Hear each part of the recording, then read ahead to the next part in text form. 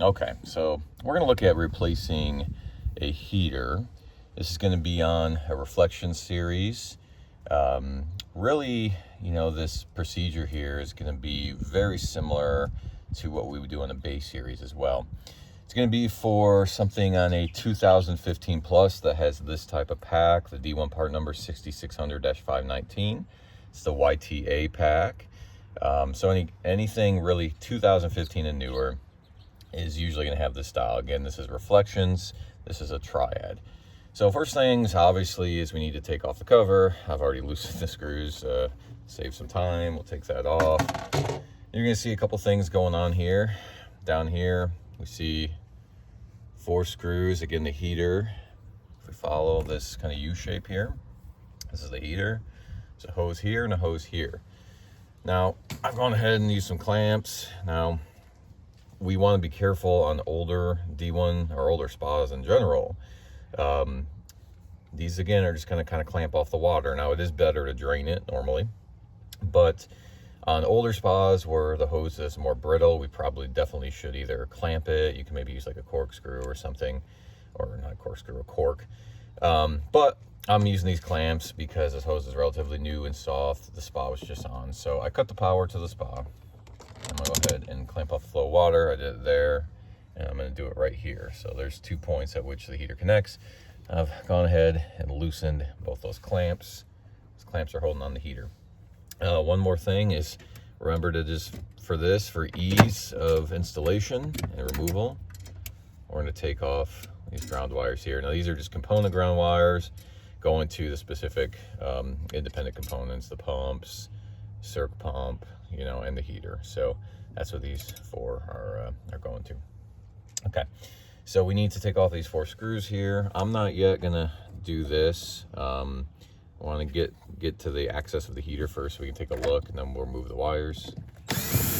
So we usually have to fully remove these screws. They're gonna fall out anyway.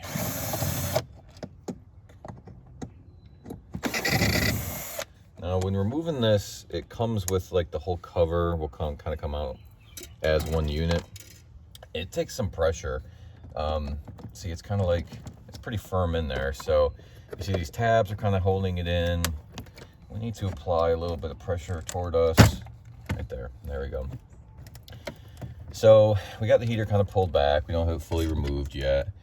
So what we'll do is we'll go ahead now and trace the wires. Now, real important thing here is this white wire. We need to make sure when we install the new heater to remember where this goes. A lot of people make the mistake of putting this white wire in the wrong place. This is related to the heater. And then if we forget, what I always recommend is take a picture. We can actually look at the component diagram here and see where everything goes as far as where things go for connectors. We got wires over here, cables. So this schematic here is what we want to follow when hooking everything back up. So, but in this case, we're just going to remember, it goes to the K25. Again, my power is off. So we're going to take that out from the K25. We're going to remove, this is the ground wire. This is the black and the red of the heater. So we're going to go ahead and take those out. Now these you have to take fully out also, as you can see, because it's like circular there. It's not, it's like a C. I always put these back in just so I don't lose them. I'll put them back in all the way. We don't want to drop these and not be able to find them. So let's go ahead and put these all back in.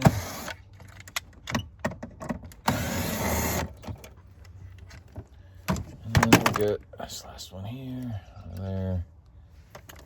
And we'll put it back into place. And certainly if you want to put them, set them aside, you can, but to me this is easier. Okay, so we got these off, we got all these off. A couple other things that we can look at if we pull back a little bit here before we take this off. This is the high limit sensor right here. See how it tucks in here? So what you'll find, maybe if you have like a high limit error from time to time, is you might just have a bad sensor. So when replacing the high limit sensor, you see it kind of, it's one plug that comes out of the P38, and it's going to pigtail off, and then right here, it's going to go in the opposite direction, and that's the temperature sensor. So the temperature sensor here, which is actually this red and green right here. I usually can get this out, but sometimes it's tough, but right there. So that is the temperature sensor, and that's going in the opposite direction. And then this is the high limit sensor. Now, when we're replacing heater, you might as well just keep it in place if it looks like it's in good shape. But this is something that can be replaced as well. But if you are replacing the high limit, you have to replace this, entire piece here that plugs into the P38. So we've got these hoses clamped. We're gonna see how well these clamps are working. Again, would have been easier to drain the spa, but for the purpose of this video, let's go ahead and try it with the clamps. And if we're getting super wet, well, maybe we pull back a little bit. All right, so not too bad. A little bit of water is coming out right there. Let's try this side. And there we go. So set that aside for now. Clamps aren't working great. I'm gonna tighten that one. That one looks better. Let's go ahead and tighten this one now. Well, it's as tight as it can go. So, it's a little bit of water loss. In this case, if I had something to plug it, I would plug it right now. I don't think I have anything. Sometimes I try to just, there we go. It's a little better. I'm just gonna plug it while we're working on the heater. So let's go ahead and take a look at the heater here. So, you don't really need this zip tie on here. Let's look at the components of the heater. So, if somebody buys a replacement heater, this is what they're going to see, except you're not going to have this blue section over it. This is removable. So you would have had just the heater, and then this would pull out.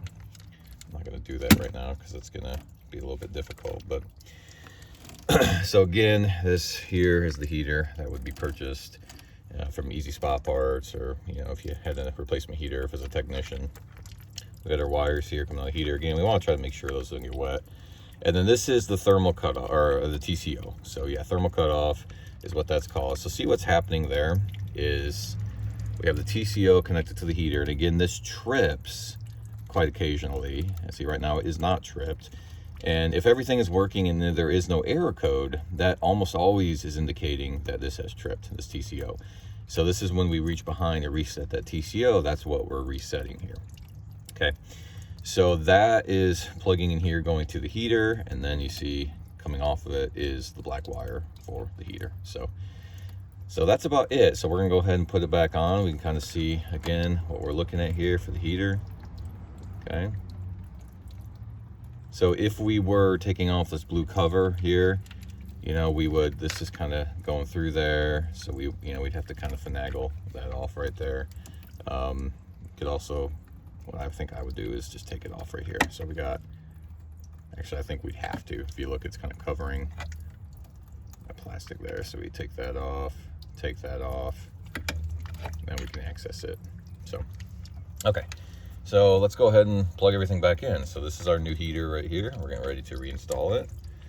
We're gonna do this side first, since this is the one that wants to get kind of wet because my clamp is not great. So let's go ahead and push that back in. This is a barb adapter. Okay. Let's go ahead and do this one now.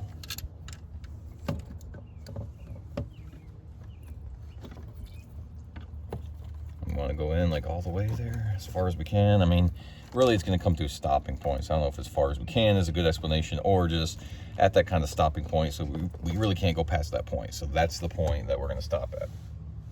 Okay, so now we want to get this back into place. So let's go ahead and line it up. Let's get these wires out of the way for now. Now let's also, while we're lining it up, make sure that that high limit sensor is still in place. We want to make sure we didn't mess that up, and then we're gonna have an issue. So kind of make sure that things aren't all wrapped up in here. So right here's our temp sensor, remember? So let's kind of get that out of the way so we don't have a problem with that. And then let's make sure all this is kind of out of the way. And then let's go ahead and push it back into place. Okay, so we kind of got it back into place here. So we're going to actually put the screws back on, secure it, and then we're going to tighten everything back up. And then, so now that we got everything out of here, we're going to make sure that all goes where it needs to go. So go ahead and put these screws back on.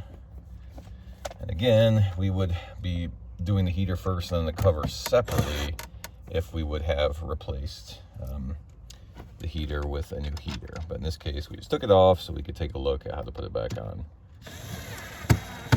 If we would replace the heater, we could have taken these off here, pulled off this ground mounting rod here, remove the cover, and then we would have access to the heater only.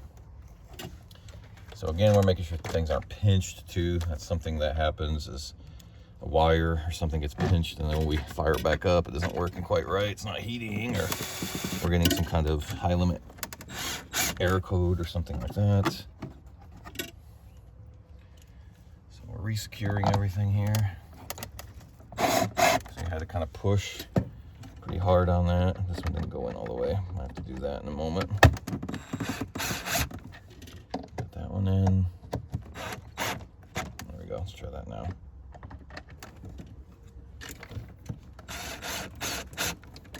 Okay. I don't think I grabbed this. All right.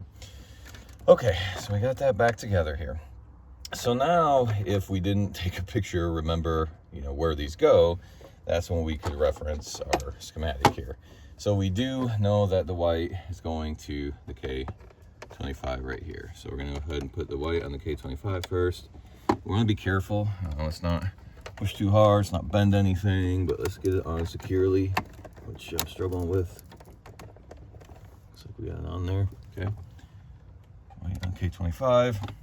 And let's go ahead and reference this so we can take a look again. It got a little bit wet right here. But we're going to go ahead and look at, again, our connection points here. So if we're looking at, let's say, let's heater. Well, we got heater over here. Here's our K25P up here, okay? I'm trying to see where the reference point is for that. Oh, right here, sorry. It took me a while to find it. Okay, so there it is.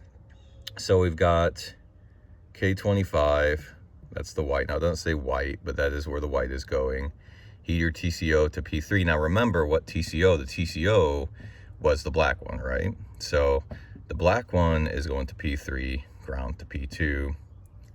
The red, which would be the 3.4 kilowatt element, P4. So if we start with the ground at P2, and again, we're looking right here at where everything's plugging in, okay?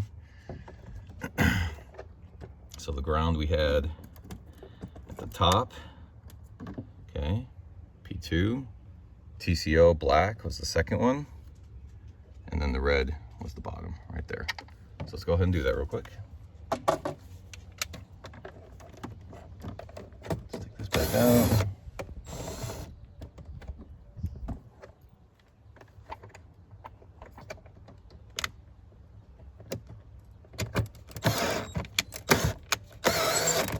Ground.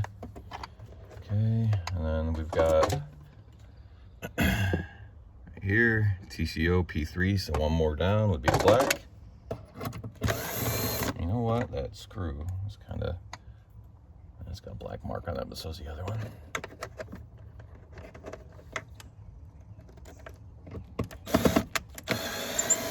And let's do the red.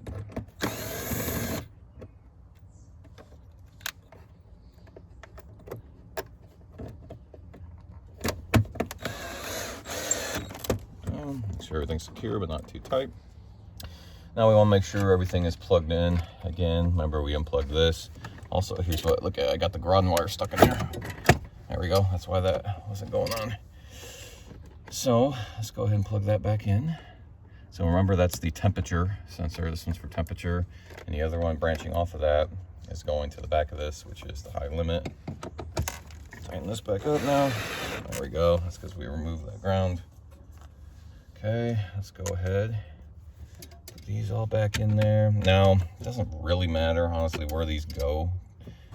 Just kind of find the best place. Usually, it's going to be easier to go, like this one's coming from the furthest away. So I think it'd be easier for that to go there. Kind of see how much play it has too.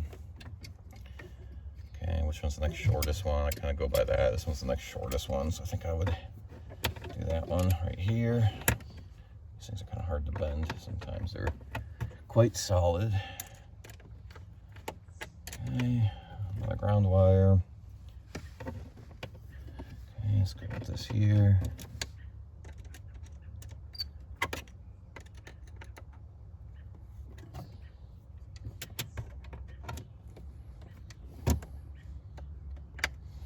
That right there. So we got all that secure now. Got that secure. Got that plugged back in.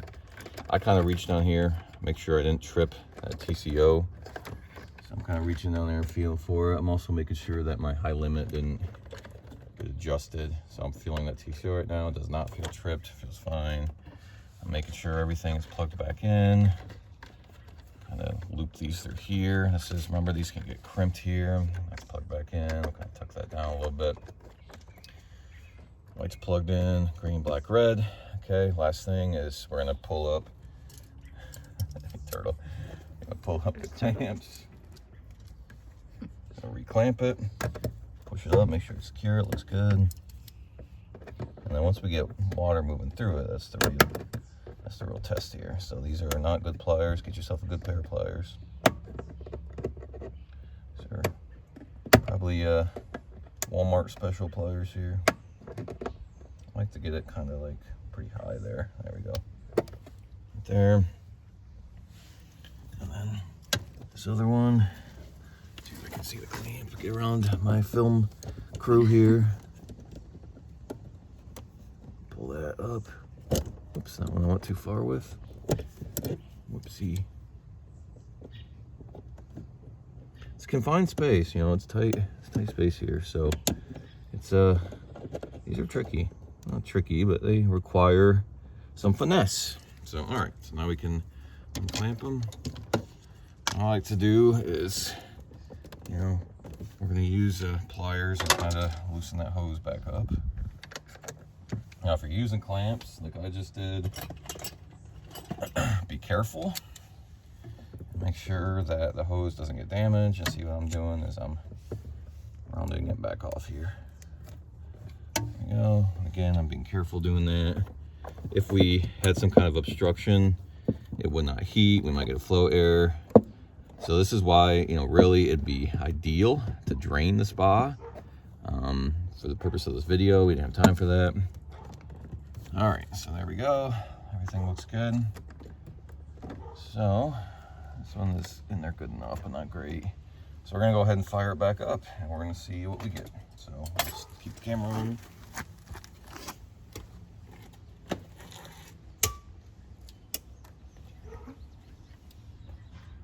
Give the circulation pump a moment to kick on.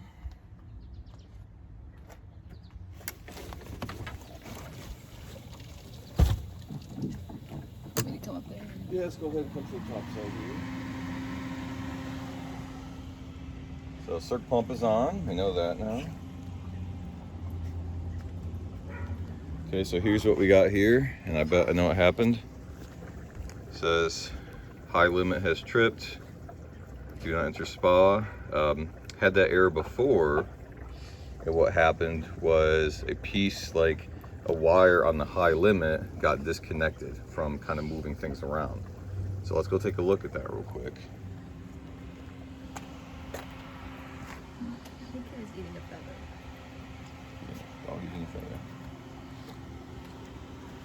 So let's see why our high limit says it's tripped. I bet something came slightly unplugged here. And that happens sometimes. Okay, so that's that. I think what we're gonna find is, alright, so that looks pretty good. That is in there. Yep, same thing that happened last time. So look at that, that little red came out a little bit again. So it's another video I did, that same thing happened, and it wasn't making a connection. So that's exactly what happened this time. So we're gonna make sure we got a good connection there. So that red kind of slipped out of there. So let's try it now. See if it says high limit is.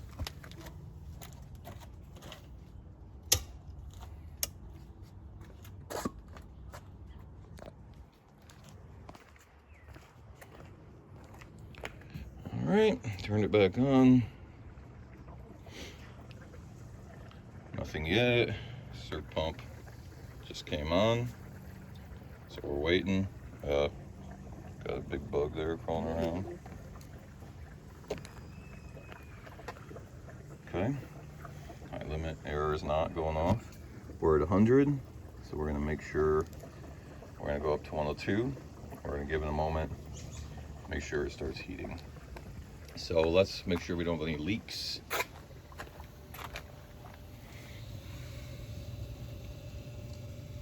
Looks dry, nothing there.